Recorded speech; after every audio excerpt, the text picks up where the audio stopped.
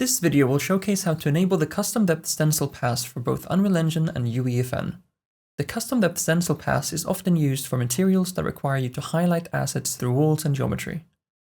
To enable the Custom Depth Stencil Pass, go to Edit, Project Settings, Engine, Rendering, and scroll down until you find Post-Processing.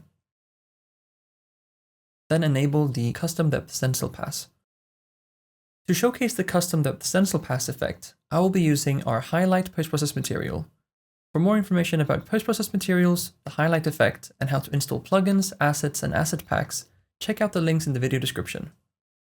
To add the highlight post-process material, I select the post-process volume, go down to Rendering Features, Post-Process Materials, and add a new array element. I click Choose, and then select Asset Reference. I then drag the highlight post-process material onto the array element drop-down menu. To now make the cube in the center of my scene appear highlighted behind walls, I select it, and then in the Details panel, go down to Rendering, Advanced, and enable the Render Custom Depth Pass. This will allow me to modify the stencil value and the right mask. In the case of this post-process material, there is no need to modify any of these values. When I now move behind a wall, you will notice that the static mesh actor appears highlighted.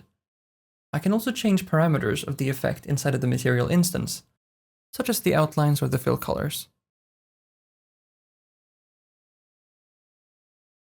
In UEFN, the Custom Depth Stencil Pass is already enabled. To enable the effect on individual meshes, make sure you select the actual static mesh component.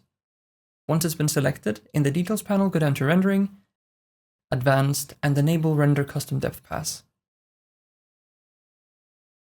As you can see, the effect works perfectly. To learn more about game development and get free assets for Unreal Engine and UEFN, make sure to visit our website. A link to it can be found in the video description. And thank you very much for watching.